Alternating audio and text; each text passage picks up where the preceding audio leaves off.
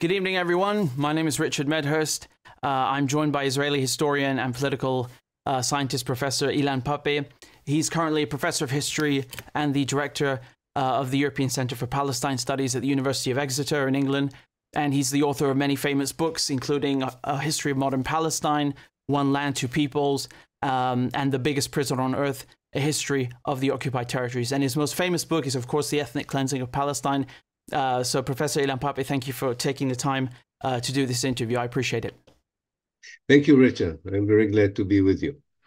If I could start out with what's happening in Palestine, could you, for the purpose of the discussion, just please define the terms genocide and ethnic cleansing? Yeah, well, let's start with genocide. Genocide is the killing of a group of people, either a whole ethnic group or national group or cultural group or part of these groups, just because of who they are, and not because of what they have done. And the killing purpose is elimination for whatever political purpose. So the killing has a goal and is massive. So we won't call a massacre, even a massacre of 12 people, we won't call it a genocide. But definitely, if the numbers are high and all the people are of the same identity, whether it's cultural identity, national identity, ethnic or religious identity, according to the United Nations definition of genocide, then that act is defined as genocide. Ethnic cleansing is the act of expulsion, uprooting, displacement of groups. Usually it's ethnic groups, but it can also refer to national groups, cultural groups, religious groups that are being massively deported or uprooted or displaced, again, because of who they are and not because of something they have done, and not as a response to something that they have done. It's just they are unwelcome. In most cases in history, in ethnic cleansing, mixed ethnic geographies were the main target, where one group hoped by forceful means to turn a bi-ethnic or multi-ethnic reality into a singular ethnic reality.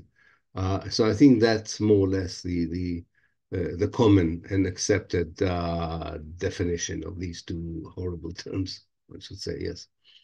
So what's happening in Gaza especially, although we could of course include the West Bank, since October 7th, would you refer to that as genocide and ethnic cleansing? And would you say that it just began or it's been going on since 1948? Because some people talk about it as a new Nakba and others say it's a continuation of the Nakba. Yeah, I think it's somewhere in between. There is the truth of it. The ethnic cleansing definitely is an ongoing method Israel has used since 1948. In fact, the Zionist movement had used already in the 1920s in order to fulfill its wish to have a Jewish state in Palestine through the means of having as much of Palestine as possible, with as few Palestinians in it as possible.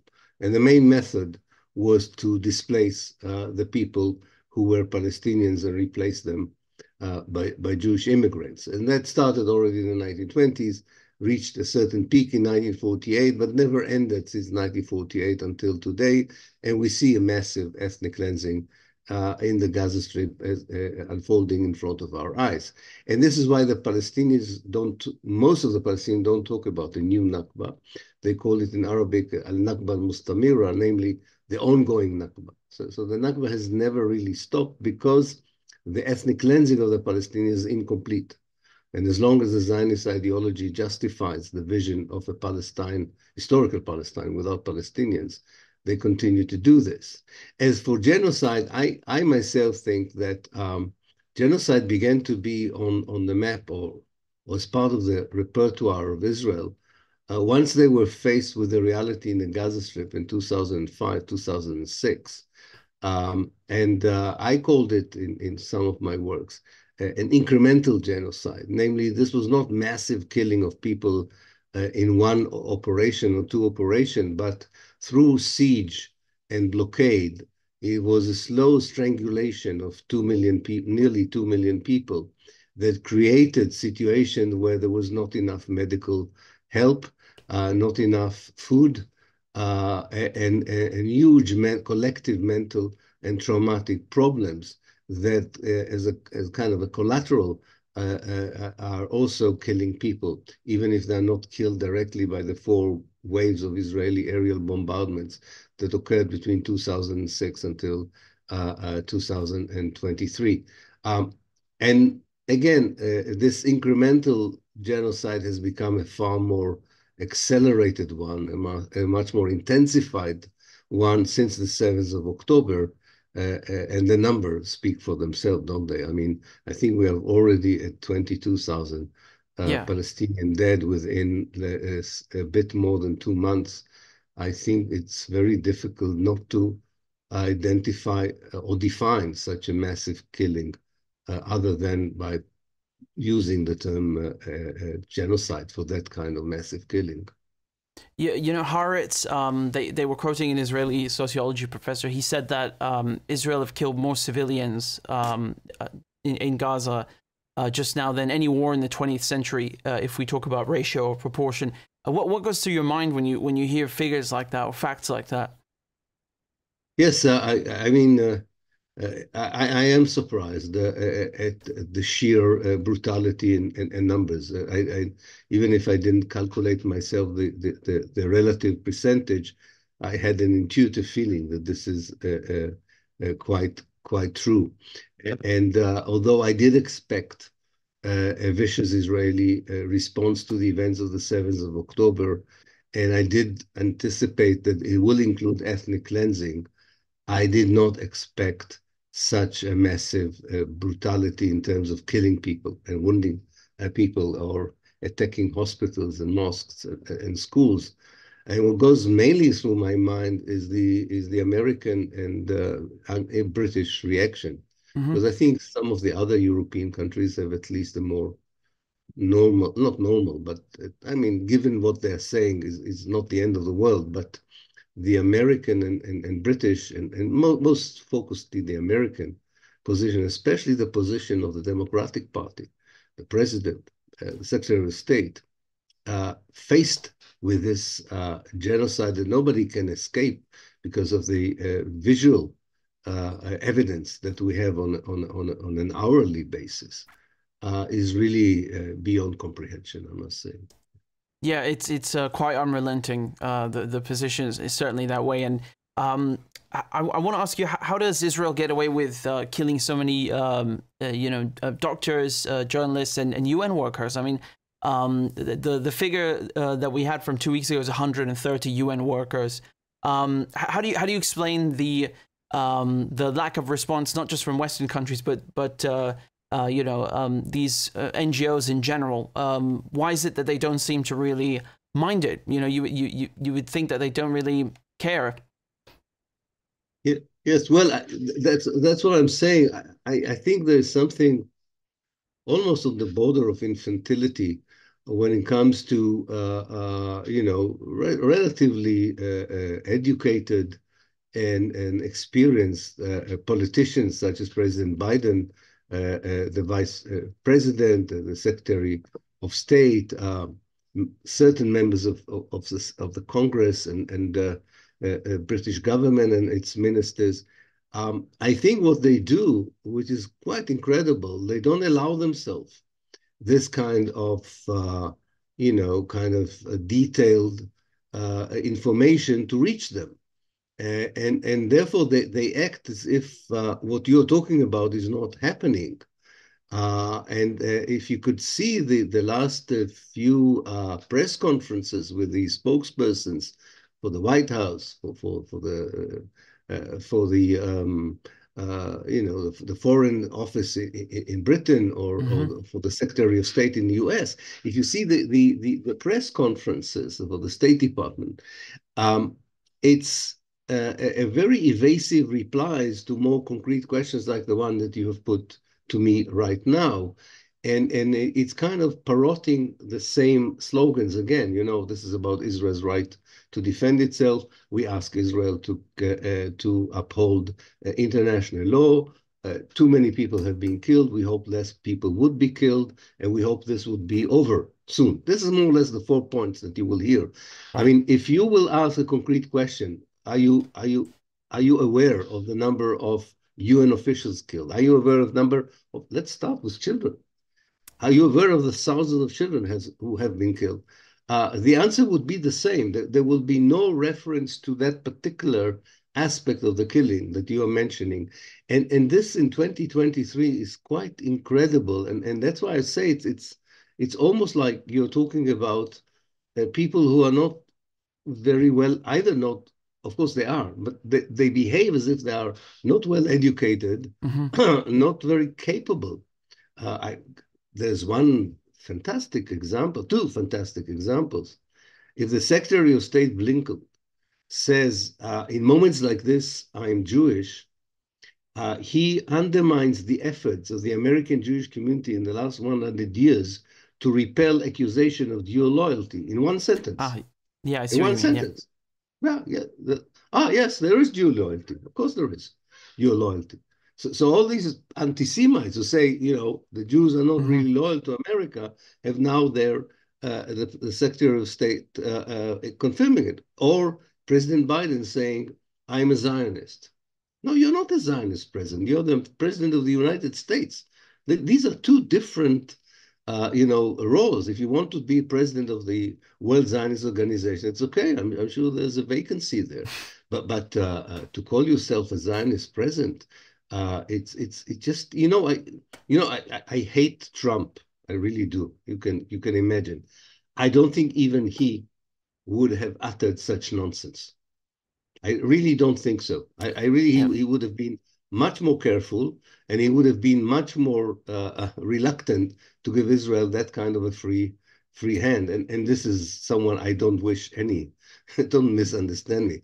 I'm far from being a fan of the man, but it's just incredible to see a democratic administration behaving and allowing Israel to get away with this. Maybe there's a deeper psychological understanding. I don't know. I don't get into it. I have one more historical explanation for all of this. And I think people tend to forget, especially about the United States. And that is that the Zionist lobby, which, by the way, is not only Jewish, it has a very strong Christian fundamentalist and evangelical component in it. The Zionist lobby is 100-year-old, even longer, even older in a way. A longevity of such a lobby provides an inertia.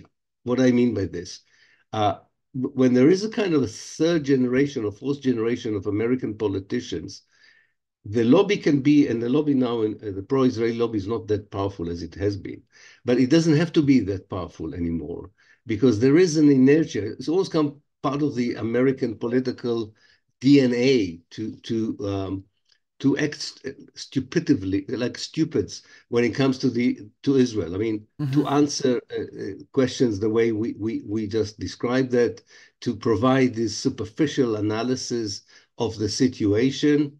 I know I have many friends who say, "Oh, come on, America is behind Israel's action in Gaza, and it serves American national interests." I don't even think it's on that deeper level. I don't think there is.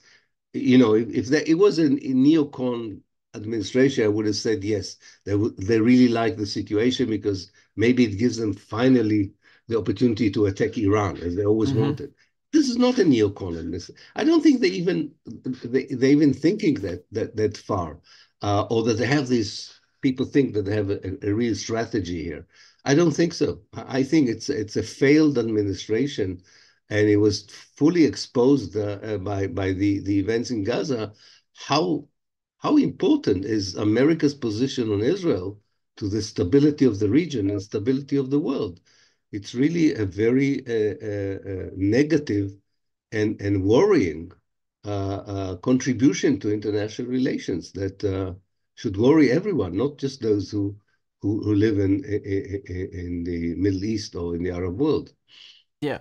So I mean, this is a very interesting point because in your books you talk about the ethnic cleansing in 1948, 1967, how different Israeli movements approached this. Some did it based on security, others on religion. Do you think there's something else at play here in Gaza that or that this is not a regular ethnic cleansing of Palestinians? There's perhaps economic or political incentives behind it, or as you said, it's just there's something stupid and infantile about it. No. The infantility and so on is about the American politician. There's nothing infantile about the Israeli actions. I don't want to be misunderstood. That's a very sinister, ruthless, cruel policy, which is not infantile at all, unfortunately. But to answer your question, I think that the two kind of motivations for dehumanizing the Palestinians to the point of ethnically cleansing them or to the point of genociding them, the two basic motives or impulses are there in these last 2 months as well. Namely, you have the component of the policymakers that is around the former opposition government, full of ex-generals who joined the Netanyahu government after the 7th of October in a kind of a unity cabinet, not even a unity government. And they are doing what they are doing in the name of security, or the way they understand security. But the way they understand security is that there is no inhibition in acting ruthlessly towards the Palestinian communities wherever they are. And there isn't such a thing as care for collateral damage or anything. This is something that they have done before, especially some of the generals who are now part of the government from that particularly opposition party. What they call the national camp or the state camp of Benjamin Gantz and his friends, and that's one group, and they are not always agreeing with the other group that is not so much present for the time being in the small cabinet that makes decision on Gaza, but they are very heavily represented in the wider government. So they will have a lot of influence on the day after, as they would call it in Israel. Right. Not so much on running the campaign, but what would happen later. And these people are motivated by, I wouldn't even call it religious, it's kind of messianic ideologies, and they would like to bring back the Jewish settlers to the Gaza Strip. But the fusion of this cold-blooded military dehumanization of the Palestinian with this racist dehumanization that comes from ideology unfolds in front of our eyes in the massive killing of people. They will debate. I don't know who will have the upper hand in exactly shaping Gaza the day after, but they have no dissent. There's no dissent about the way, the operation is unfolding on the ground right now.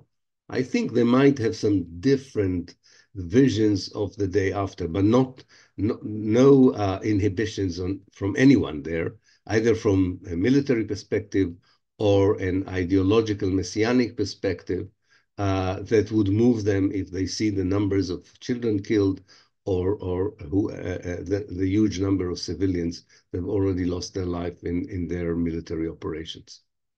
I'm sure you remember just shortly, actually, before October 7th, Netanyahu went to the United Nations General Assembly in New York, and he held up this map, and he called it, he announced his plan for a new Middle East with this economic corridor, and they were going to normalize ties with Saudi Arabia. I reported on these things, and also the Ben Gurion Canal, which is a bit, it's an older project, but do you think any of these economic incentives come into play as well for the day after, so to speak? First of all, I don't think Netanyahu has an ideology or a vision. The only ideology Netanyahu has is how to stay in power, given the fact that legally speaking, he's already outdone the period in which he could really remain in the prime minister's office. And he would take out of the drawer anything. He would talk about a canal in tandem with Saudi interest, and then he would work against the gas cooperation in the north with Lebanon because it Right, and the serves EU. what he Yep. thinks is his survival instinct. I wouldn't take anything that sounds strategic or even sinisterly strategic seriously from Netanyahu. Um, yes, there is some economic groups in Israel connected to multinational economic groups who see Gaza as a potential bonanza for certain things, among them the gas, and nearby the canal as well, indeed. Um, my guess is that they play a minor role in the way Israel envisages the day after. And I think the most worrying thing for Israel is, can they persuade the hundreds of thousands of Israelis who left their homes near the Mm, Lebanese border and the hundreds of thousands of Israelis who left their homes near Gaza to return? right. And I think that would be the main preoccupation of the Israelis on the day after, rather than what kind of economic benefits they can draw from the destruction of Gaza. Could I ask you about the accusations against Hamas? These things that sounded like they come from a horror movie. The Yeah. beheaded babies and so on. I mean, a lot of these have been debunked. So I just want to ask you, generally speaking, what's your opinion on the use and scale of Israeli state propaganda and how Western media organizations also work in tandem with it? Yeah. Well, first of all, we have to say some of the actions of the Hamas that are visible, those who I don't think need an objective investigation, are unacceptable. They did abduct babies and they did abduct old people, even with Alzheimer, and they attacked young people and so on. Part of it we can understand where it comes from, but I don't think any one of us should justify it. But as we know, anti-colonialist and anti-oppression struggles have also moments where not everything is done according to international law and is a violation of codes that at least I subscribe to. So I should say that. Secondly, I would say we know very little or not enough of what happened. And as you say rightly, some of the more horrific allegations have already been debunked, which is very important. Others need, I think, further investigation, especially the rape accusation. I hold my judgment because I'm not entirely sure they are wrong, and I'm not entirely sure they are right. Mm-hmm. I really think this can only be substantiated not by Israeli investigation, but if possible by more neutral investigation.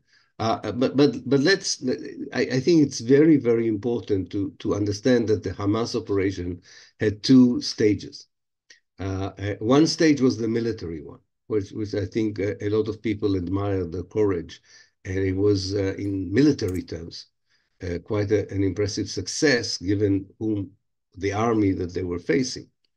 The second part of the action, the movement into kibbutzim, settlements, and so on, was something that maybe not all of it was done by the Hamas themselves, because we know a lot of people from Gaza crossed into these places and sort of grabbed everything they could, food, cars, babies, everything, and took as much as they could to Gaza. This is not an admirable act of courage, and can be condemned. But you write about the more horrific aspect that we are being told. That the third point I want to make, that of course Israel is trying all the time to provide, and unsuccessfully, by the way, more and more horror stories, because already the people who were, even people who condemned fully the event, some of the actions of the Hamas on 7th of October, do not condone what Israel did afterwards. And as the days were passing by, the Israeli reaction, rightly so, is the focus of the condemnation and not the events of the 7th of October. And what Israel is trying to do is to, to kind of exhaust it like a lemon, to squeeze it to such a point that hopefully would distract the world's attention from the genocide that they are committing in Gaza. So for people like ourselves, who are totally committed to the Palestinian struggle, who are in total solidarity with the liberation movement, we need not to lose our moral navigation and try to be, cool-headed about what happened, because we have a moral constitution. Our moral constitution is that the decolonization of Palestine is what is important. And if there were aberrations that we don't accept, we'll talk about them. But it will never weaken our total commitment to the just struggle of the Palestinians for liberation and self-determination. What are your thoughts when you see people in the press? Piers Morgan comes to mind, who just keep saying, "Do you condemn Hamas? Do you condemn Hamas?" over and over and over again. Yeah, I know. I've been there myself, not with him, although I might meet him soon. There are two ways of going about it. Sometimes you have a 10 minutes interview in a mainstream media that usually doesn't bring any other alternative views, and you can kind of get over it by saying, yes, I do, and let's move on, right? But of course, I think the right answer is that I'm not going to, this is not a court, and I'm not going to answer by yes or no. So I'm not going to answer yes or no to the question of the condemnation, but I'm willing to give an historical and moral context to what happened. And then I will talk what do I condemn, what I don't condemn, and not just the action itself, but also the reaction to it. And this is an insistence that we should have, and the more I'm getting experience in it, because I'm being interviewed on left and right, I find I articulate it even better. When I started, I was a bit unclear, I think, myself of how to deal with it, because you're right, that's the first question people ask you. But I now feel very confident in saying to people, I don't want to start in a condemnation. I want to start with a context. For years, whoever is asking, and I always say that people who pose this as the first question in an interview are people who ignored for 75 years the oppression of the Palestinians. That's very clear. If someone asks this question, it means they never cared about the Palestinian victims, which are more than 100,000 since 1948. They never cared about the oppression of the Palestinians in the West Bank, the siege in Gaza, the expulsion even in 1948. So you want to start with condemnation. Let's hear you condemn, first of all, things that you've never condemned. Because I think in our kind of more alternative media and so on, we don't ask this as the first question because we understand that there is a context, and we start with the context, and we have a much more proportional moment for discussing, and we do discuss, we don't ignore it, things that we like or dislike. Even in the actions of the anti-colonialist movement or the anti-oppression movement. And as I say, historically, every movement, including the ANC that, is now in the pantheon of liberation movement as the most admired and revered liberation movement, also put bombs in restaurants and bars where innocent, and there were innocent white people were killed. So we have it all over the world. Decolonization is a messy process, because sometimes without violence, how can you end oppression and colonization? We all hope that there is a non-violent and a peaceful way to do it, but we are not the oppressed people. And we don't know what we would have done had we been the oppressed people themselves. And how would we react to a daily oppression, abuse, killing, and wounding? So, Professor, because you wrote the Ethnic Cleansing of Palestine, I wanted to ask you, those who do understand the context talk about 1948, but I wanted to ask you if there are some lesser known facts about the Nakba that you could impart with us, and perhaps talk a little bit about before 1948, just a summary about Jewish mass immigration from Europe, formation of Zionist militias, and so on. Yeah, definitely. I think that in order to have a relevant historical context, it's good to begin with the definition of Zionism as a settler colonial movement, which is more or less happening in the early 1920s, because until the early 1920s, I think it was still a movement seeking salvage from anti-Semitism in Europe and focusing on the idea of redefining Judaism as nationalism without necessarily totally focused on the situation in Palestine. But in 1920 onwards, it becomes a proper settler colonial movement, namely a movement of European refugees, which happen in other parts of the world, that covets a land in which other people live and see those people as the main obstacle for their success of rebuilding a Europe outside of Europe that didn't want them. And in the 1920s, already in the mid-1920s, the first significant plots of land were bought by the Zionist movement, and with the help of the British Mandate, villages who were on these lands, about 13 villages that were on these lands for centuries, were expelled. So that was the first wave of ethnic cleansing. And of course, the big one came in 1948 when there was an historical opportunity when Britain ended the mandate to try and ethnically cleanse as many Palestinians as possible. And I think the lesson for the Nakba are several that we see them today. One is that the reason Israel continued ethnic cleansing as a major method in what they would regard as maintaining their national security is because the international community did not condemn the ethnic cleansing of 1948. The message from the world was, we know about the ethnic cleansing that you are perpetrating on the ground, but we accept it. Whether we accept it because of the Holocaust or we accept it because we don't regard the Arabs as very important, doesn't matter. The message was, you have a green light to do the ethnic cleansing and you won't be condemned by that. And when you get this message from the international community, it's not surprising that it becomes a regular method by the Israelis since 48. And they get again this message from the Americans and the British again in 2023, which is really horrific. So that's one lesson, is that Nakba or ethnic cleansing in 48 and in 2023 is possible when the powers of the West or the global North or those who are leading the global North are giving the green light, because the Palestinians don't have the military capacity to stop this by themselves because of the imbalance of power. The second, I think, important lesson is for the Palestinians themselves. You know, the Israelis are playing with the idea of persuading a lot of people in Gaza to leave. That would ease their plans for the day after. Refugees who were cleansed are not easily cleansed again, definitely not tempted to leave.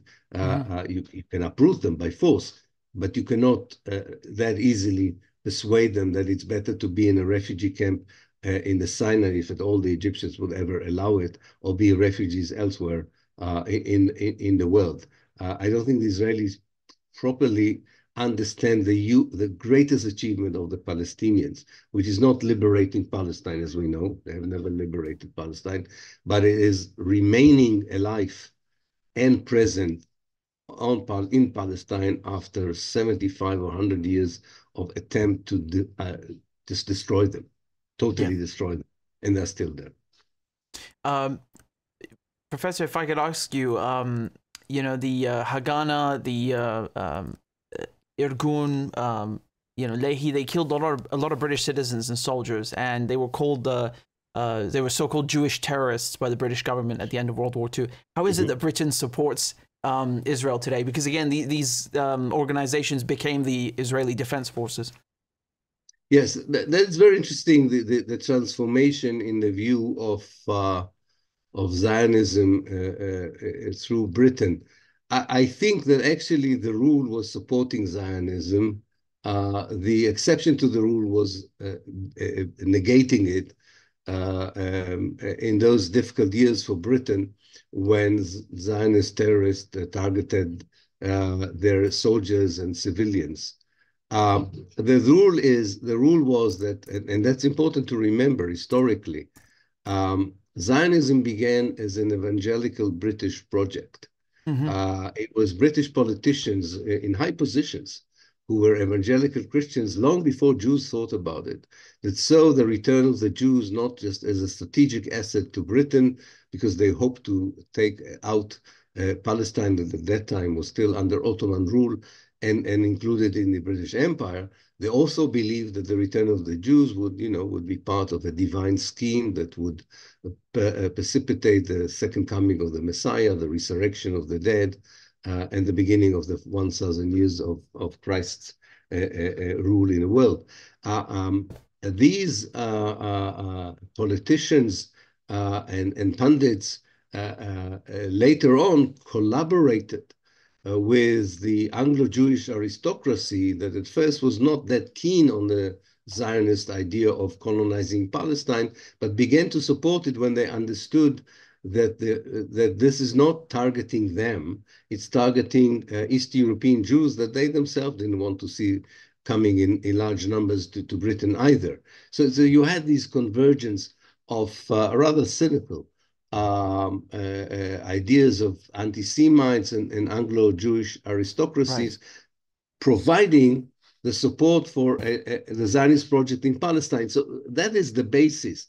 Now, there are other factors becoming involved in running Palestine, like people who have strong connections to the Arab world, right? And that happens after the First World War. And they are less enthusiastic about the Zionist project. So you have these clashes. And because of that, British policy does not always is pursued according to the way that the Zionist leaders wanted. And eventually the Zionists even go to war against Britain. But it doesn't end the affinity between Britain. Think about the United States. The settler community in the United States rebelled against Britain as well. It didn't create a conflict between, it didn't undermine a later Anglo-American alliance. Special relationship to this very day. That's very insightful. And when the Israeli defense minister, he called Palestinians human animals. This language, these genocidal statements from Israeli officials, there is quite a lot of them to list.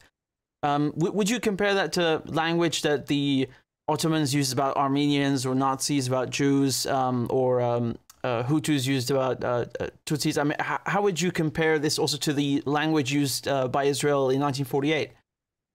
Yeah, well, I think we have to be wary of these comparisons to the Nazis, and I suggest leaving them aside of the discussion, that they're not very helpful.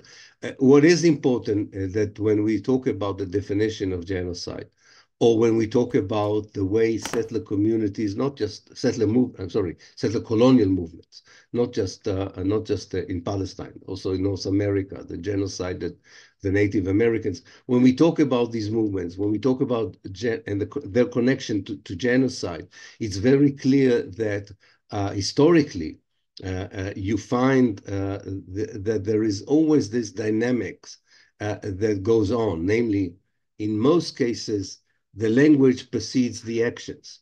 So first of all, you dehumanize the people before you are acting against them as subhumans or infrahuman, as some people would call it. And therefore, the language that Netanyahu and others used about the Palestinians, there are layers of history for these language. And that language was used already by the early Zionist thinkers, because you had to dehumanize the Palestinians in order to justify to yourself, first of all, as a refugee. I mean, most of these people who ethnically cleansed the Palestinians were themselves victims of persecution. Hmm. And it's kind of the victim becomes victimizer, which also Right. we know in individual cases, the abused child can be an abuser. And in this process, Mm. the language plays a very important role. And the dehumanization, the language needs to dehumanize in order to have enough people take part in the dehumanization.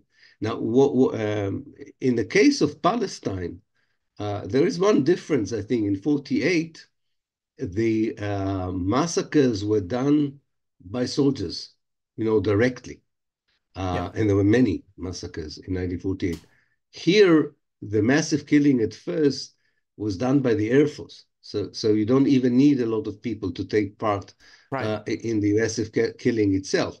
But once the land operation began, they needed to intensify the language to motivate the soldiers, because, as you probably know, Air Force pilots don't think that they are killing human beings. Yeah. They're playing with a computer, and they have this pharmaceutical language of limited collateral damage. They use also the Israeli and the Americans do the same. They use this kind of language that dehumanizes, but in a much more civilized way, dehumanize, so to speak, Yeah. the human victims. But the soldiers on the ground are faced with the people they kill. And therefore, I think you will hear more and more as the operation continues, the intensification in this kind of language by the Israeli generals who try to motivate the soldiers. And of course, justify domestically. Not that they have a large problem of justifying domestically. The war is totally supported by the Israeli Jewish electorate. Yeah, my mother was born and raised in the Jewish quarter in Damascus. You had Christians living with Palestinians, with Jews, and today there are no Jews left in Syria, nor in Iraq, in Egypt, and most of them are in Israel. I was hoping you can maybe tell us about Israel's efforts to basically import Jewish communities, Arab Jewish communities from the surrounding Arab countries. I know, for example, in Iraq, they bombed synagogues. The Mossad did that. Do you have any knowledge about how they did this with Syria and others? Yeah, definitely. First of all, let's say that the Zionist movement until 1948 was not particular interested in the Jewish communities in the Arab world, because they wanted to create a European country, and they regarded the Arab Jews as Arabs. But because of the Holocaust, and because of the fact that even people who survived the Holocaust did not come in large numbers to Israel, and the Anglo-American communities of Jews felt safe enough in their countries and stayed in those countries. There was a demographic issue, and that's when the Zionist leadership or the early young Israeli leadership decided to make an effort and bring the Jews from the Arab countries. Now, they had a problem. The Jews in the Arab countries did not suffer from the kind of anti-Semitism that Europe experienced during the Second World War. And it was not that easy to persuade them. Neither, there were established Jewish communities in North Africa, in Egypt, in Syria, in Iraq, and in Lebanon, integrated into the society. And even when they felt the pressure because of Zionism and the rise of Arab nationalism that began, like Zionism, to identify them with Zionism, unfortunately for them, although most of them were not Zionists, even when they felt the pressure, they preferred to go outside of the Middle East rather than to go to Israel. So the Israelis needed to accelerate this massive immigration. And as you're absolutely right, in the case of Iraq, they needed to bomb the synagogues in order to create that kind of fear. In Syria, it took a long time before the Syrians and Lebanese as well came, and you needed more or less, and that is true about North Africa as well.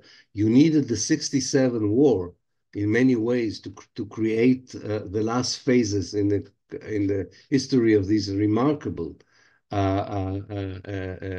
communities, you know, and unfortunately, as Israel became a fact, and it began to also target neighboring Arab countries and not just the Palestinians, it was very difficult.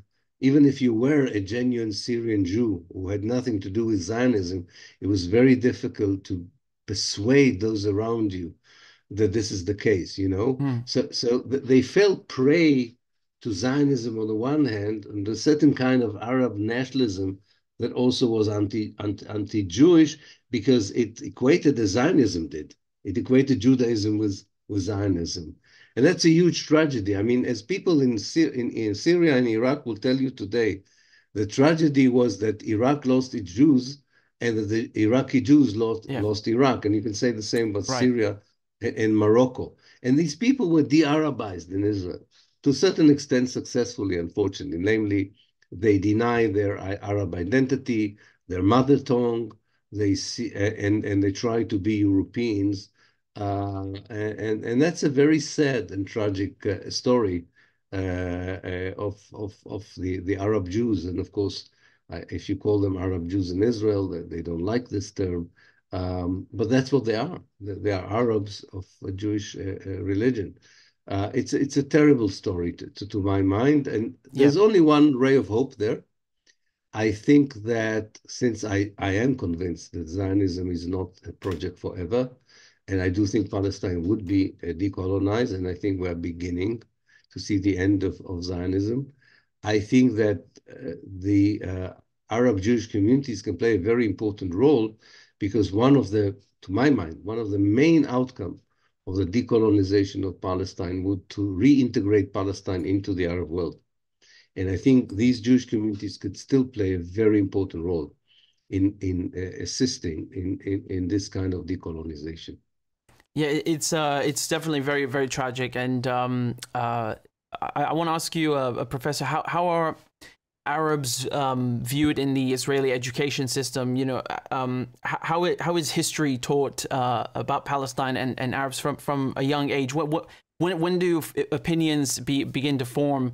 You know, in Israeli society and education. Yeah, Israel is a very indoctrinated society from cradle to the grave. So indoctrination starts at a very, very early age.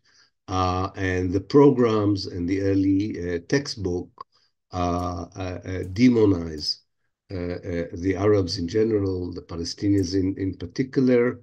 And we have some very good works by critical Israeli sociologists such as Nurit Peled, who has shown that the books are full of images and picture, even for the early age, when it's more images than text, and definitely when it comes to text, that really what they do, they produce graduates of a system that would be racist, quite fanatic when it comes to the Palestinian issue, and also not very well educated as far as international education is considered. What is amazing about the work of Nurit Pennant, for instance, is that she shows that also the examples in mathematics or arithmetics, you know, when you just want to count apples or tomatoes and so on, they also use images of Arabs to help understand simple arithmetics. So it's all over there. And then, of course, the army in Israel is such an important tool of socialization. And then the Palestinian become just one thing, an enemy. Whatever age, wherever they live, they are the enemy. So that even, you know, intensifies the racism and the dehumanization of the other, in this case, the Palestinians. And how is the Nakba viewed or discussed in the education system? Well, we had one interesting period in the 1990s when, probably because of the Oslo Accord and because of a certain relatively liberal Zionist Minister of Education the late Shulamit Aloni, we had an attempt to have a more balanced view on the Nakba. So you can still find in the library some textbooks which has been expunged after that from the system that try to, it was an interesting exercise, and it was not very radical compared to my book or books of others who wrote on 48, but it gave an idea that, not everything was kosher, so to speak, in 48. But that doesn't exist anymore. Now the books are back to the old Zionist version of the Palestinians voluntarily leaving, of the Arab world calling on a jihad on Israel. 48 is a miracle because Israel defeated 7 Arab armies. Secondly, Israel has no responsibility whatsoever for the Palestinians who decided to leave under orders of the Arab world and Palestinian leaders. And there's really no Palestinian people, and therefore there's also no Palestinian problem. That's the main message of the current Israeli educational system, which of course is very worrying for the future and has no connection to what most people know or teach or research or study when it comes to that period in history. You mentioned jihad, but I saw you speak once, Professor. You said that the resistance, the Palestinian armed resistance, it was begun by Christians. I'm assuming you refer to people like George Habash. Could you tell us more about that? Because I think people have in their minds that it's only something Muslim. Yeah. No, I was even referring to an earlier period when I said it. I didn't say that they were alone.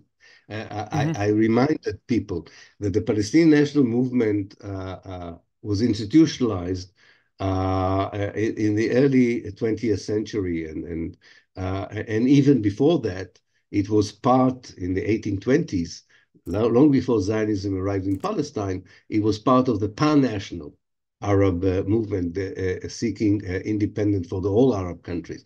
And in that group of the 1820s, and definitely in the group that focused more on Palestine because Palestine became a geopolitical entity ruled by Britain, in those two groups, Christian played a very important role. One of the first Palestinian national group in the beginning of the British Mandate was called the Muslim Christian Society. The name speaks for itself, doesn't it? And you're absolutely right. After the Nakba and after the Palestinian people recovered partly from the trauma of the Nakba and the Palestinian national movement was reborn and re-emerged in the Palestinian refugee camps, again, Christians alongside Muslims played a very important role in re-establishing the Palestinian national movement. I think what happened in the 1980s was that the secular Palestinian national movement, especially that embodied in the Fatah, failed to deliver liberation and was engaged in a not a very successful negotiation with the Israelis that brought to the world the terrible agreement of Oslo. And because of that, people were giving a chance to a more religious Muslim concept of liberation, which was supported also by some Christians because they felt, well, if that kind of ideology before did not work, maybe we should give a chance to that kind of ideology. So I think, in 2023, the Palestinian National Liberation Movement is made of, or not only of Muslims, of Christians. It is made of Muslims. Some of them are very secular. Some of them are very religious. Like any normal society, you have the whole spectrum of people's relationship with tradition and religion and nationality and individuality, like in any other normal national movement. And in fact, the bottom line of what the Palestinian was is normal life, which is something Zionism denied them in the last 120 years. You mentioned the Oslo Accords. You call them terrible. Would you argue that Palestinians have exhausted all diplomatic or peaceful resolutions with Israel because the only form of resistance now seems to be armed resistance? So Where do you see this going from here? No, I don't think they exhausted. I think they need to change their, if I may be is bold enough to advise, but I think what needs to be done and is suggested by a lot of young Palestinians now, it's a generational thing, is a very different approach to the whole question of decolonization. And that is approaching Israel in a similar way to the way that apartheid South Africa was treated, you know. So it's Hmm. not about finding another diplomatic initiative that would be better than the other diplomatic initiative. No, it is an ability to galvanize not just the civil society but governments around the world to adopt the Palestinian perspective of a unified Palestine in the future, which is democratic, which is free from the river to the sea, in which people can live as equal citizens, to which the refugees can return. That this is not a fanatic vision, but that it's a very democratic, a very enlightened vision for the future that should the world that sees itself as civilized and enlightened should support it. And I think that's the direction I think also the Palestinian national movement eventually will take. So it's not diplomacy as such, if you want, but it has also a very strong non-violent component to it, as we can see from the BDS movement, the boycott, Hmm. divestment, sanction, that actually offers such a model rather than a model necessarily of an armed resistance, which, given the balance of power on the ground, is always going to end with the kind of, unfortunately, realities that are unfolding in front of our eyes in Gaza. Yeah, I recall in an interview you said that there needs to be more international pressure, just as you said now, like there was on Yeah. South Africa. Do you think that's Mm-hmm. possible, given how much U.S. and Western support, unconditional support there is for Israel? Because they're they're criminalizing protests in Germany. They even made it a requirement to sign or to agree to Israel's right to exist if you want to apply for citizenship in Saxony in Germany. So they're coming out with all these rules, and in Britain as well. Do you ever see that happening? That there's going to be legitimate international pressure coming from the West? Well, I think that the pressure, the delegitimization of boycott and so on is because it is successful. Otherwise, they wouldn't use all these means. So I think it seems to work. Yes, of course, it will be challenged by very powerful coalition that would try to prevent it.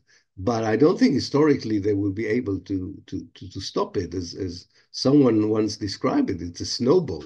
Hmm. And it gathers momentum and it grows and it cannot be stopped. I don't think it can be stopped. It can be delayed, definitely, and that is terrible for the people on the ground.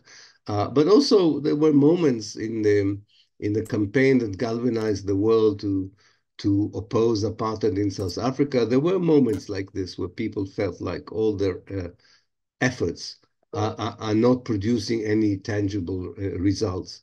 And then when we look at it more historically with a wider perspective, we see that there were ups and downs and you needed all kinds of other developments which are not always under your control to move you on. If we will use the BDS language, is to move from the boycott and divestment that already occurs to the sanctions. And I think that will happen. The problem is that the pace is very slow and the pace of destruction on the ground is very quick. And we need to find a way of narrowing the gap and accelerate the pace of the pressure from the outside. There's no doubt about that.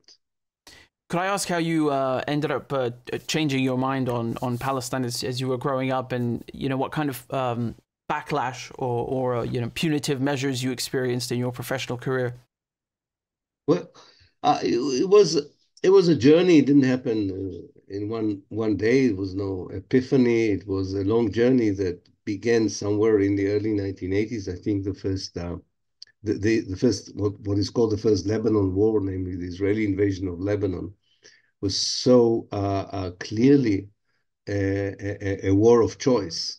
that it opened the eyes for many of us. And I was already then a PhD student in Oxford working on 48. So things began to connect, namely the research with the reality that I was experiencing myself. And when you're outside, you see things you cannot see from the inside of an indoctrinated society. You also have an ability to meet Palestinians on a much equal footing, which happened to me outside of Israel. And I think that began the process. I really began to pay some sort of price, which is not at all comparable to the price Palestinians are paying, one should say very clearly. But I paid a certain price when I think I became a more established, actually, member of the Israeli academia, expected to be, part of the propaganda under the guise of academic work, and refused to do that. And I think that's when I began to be targeted, both by the society and the authorities. Well, there was a point where, because of my children and the death threats and so on, that and the pressure from my university to leave, that eventually I had to leave my job at Haifa University and move to England. But I'm trying to be also there as much as I can, because I have a very strong connection to the one Palestinian group that is still forgotten and sometimes marginalized, the 48 Arabs, the Palestinian minority in Israel. I feel very strongly connected to that community, so I keep in touch with them, and I stay with them a long time, as long as I can, whenever I can. So there was a price of, but as I say, it was worth it. It never created any doubts of what I was doing. And secondly, I never lost proportion of what really people suffered from Israel when they were not Jewish, and they tried to reject or confront the oppressive policies. I saw today that this French publishing house, Fayard, they decided to retract your book, The Ethnic Cleansing of Palestine. The majority of copies that were bought this year were bought after October 7th. And I know recently they stopped you from speaking. They tried to stop you from speaking in Munich, Germany. Does this seem like an attempt to stop people to prevent people from educating themselves about Palestine, and by preventing access to your work? Yeah. Well, I think in the case of the French publishing, I'm still trying to find out, because the contract really ran out. I mean, technically, there was a change in directorship, and Okay. they just didn't renew the contract. Probably they're afraid to renew the contract. It's possible. But the good news is we are looking, and I'm sure we will find there are already some proposals. So the book will come out in French again. That's the good news. So people in France could read it, yes, but definitely it's part of the timidity. In Germany, it's worse, of course. People try to cancel, and sometimes succeed to cancel my lectures. In many ways, it's troubling for me, especially because I'm a son of a German Jews who were expelled from Germany, and then finding that I cannot speak freely in Germany is Yeah. really a historical irony. Yeah. But sometimes we do succeed in getting the talks. The good news is always that whenever such a cancellation occurs, it becomes public knowledge, and it increases the number of people who attend my talks. So some people even might suspect that I want this cancellation to happen, which of course I don't. But it's pity to see the German Academy behaves in such a cowardly way. I don't care about municipalities and politicians. I don't expect much there. But the cowardness of the German academia is beyond the comprehension, and nothing, nor their guilt complex about the Holocaust or their relationship with the government justifies such a cowardly behavior. Are you following what's happening in the United States, where they've they put pressure on some of the deans and directors of Ivy League colleges? Some of them have resigned. What's your opinion on the atmosphere there? Because they're saying that Jews are unsafe on American college campuses. They're saying that words like intifada, which is just uprising in Arabic, and from the river to the sea are anti-Semitic. What's your opinion on these things? I think that it's nothing new. I mean, anti-Semitism and Holocaust denial were weaponized before in order to suppress support for the Palestinians. There is a misunderstanding, I think, among the pro-Zionist lobby in America, whether it's Jewish or Christian, that the 7th of October is such a powerful event that it would now create a more effective way of silencing the support for Palestine through the same kind of weaponization of anti-Semitism and Holocaust denial. To their great surprise, in most cases, it doesn't work. It does, of course, work in some cases. I don't think it did a lot to the fight of anti-Semitism that Jewish money in Pennsylvania was the reason for the sacking of the president of the university there. I don't think it sounds very credible to anyone who, like me, who would do all they can to fight anti-Semitism. Hmm. So I think it's a kind of a boomerang, and it's going to hurt. And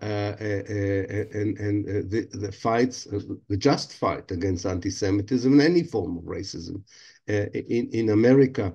Um, but I do think that this brings to the fore the gap that we have, and one wonders how long this gap can continue. That is the gap between the policymakers, the multinational corporation, if you want, the elites who support Israel, and the vast majority of the people in the civil society, also in America, also among the Jewish community, that are totally supporting the Palestinians. There's no reflection of that wide support and the changing support, the shifting support towards Palestine in American policy as yet. I'm optimistic. I think one day it will begin to influence also the American policy from above. I don't accept this determinist view that the United States will always be the kind of unrelentless, kind of loyal ally of Israel that cannot be changed, or its positions will never change. Do you advocate for a one-state solution, a Palestinian state? I believe that's your position, but I just wanted to ask, where you see things, especially in the context of post October 7th. Yeah. I supported it before the 7th of October. I supported for now for a very long period. I'm part of a movement which is called the One Democratic State Campaign. We are a group of mainly Palestinians with some anti-Zionist Jewish members as well.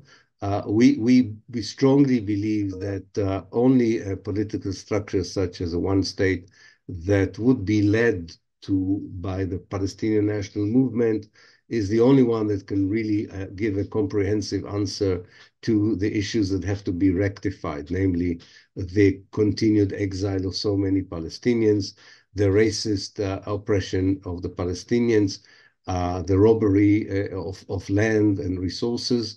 The only way to rectify these past evils and to provide an infrastructure for a much better distribution of resources and enhancing equality between people and contributing to the dealing with the solution of the area around Palestine, which Palestine organically belongs to. All this can only be through the one-state structure. And we do think anyway that the two-state solution is dead now, given the Mm. fact that you have more than 600 Jewish settlers in the West Bank. It's really ridiculous to talk about it unless you haven't been there on the ground and haven't seen the facts on the ground that really should lead many people to declare that solution as a dead solution by now. How would a one-state solution come about? Does this mean that, for example, Israeli settlers would return to their original countries, like the Pieds Noirs, the French in Algeria just went back to France? I think it was 1.5 million of them. How do you see this coming about? Well, there are many issues that are not resolved yet by people who support the one-state solution. One of them is, as you rightly say, the future of the settlements. You don't have to push them back to outside of Palestine. You can push them first of all back to Israel, or what used to be Israel, to the original places. Or you can open the settlements to the refugees that should live there together, because I think many of the settlers anyway would live in a one-state solution. You don't have to do much about it. But the important thing is really allowing the Palestinian national movement to find the structure, the representation, the unity to deal with these issues. I think for too many years people are proposing something and the Palestinians are reacting. These are issues the Palestinians would have to tell us themselves. What do they want? Mm-hmm. How do they see the Jewish community in the future? This would be the entry point to the debate. No, not how the Israelis see the Palestinians in the future, but how the Palestinians see the Israelis in the future. I don't want to speak for the Palestinians. They would give you their own answers to that. Because I work in that campaign for the one state, and because I'm so strongly connected to the Palestinian people, I'm really impressed that after a century of oppression, the basic impulse of the Palestinians is not revenge. It's not revenge. The basic impulse of the Palestinians is to have normal life that was denied them. And normal life will include, I think, a win-win situation for all communities, especially if the current oppressor would be willing or would be forced to give up its privileges, and maybe some members of that society would understand that these privileges, as we have seen on 7th of October, do not offer security, do not offer normal life to them either. The most dangerous place for Jews in the world is Israel. So it can't have been such a successful project altogether. So who knows? Some of them may rethink and would accept to live in a post-colonial Palestine. Some of them probably would not, but this is not a problem that should trouble the Palestinians. Professor Ilan Pappé, thank you so much for your time. I appreciate you coming on the program. And of course, I think people already know where to find your books. They're in the description and the chat. So I appreciate it very much. Thank you very much, Ilan. Thank you, Richard. Thank you. It was great talking to you. Thank you.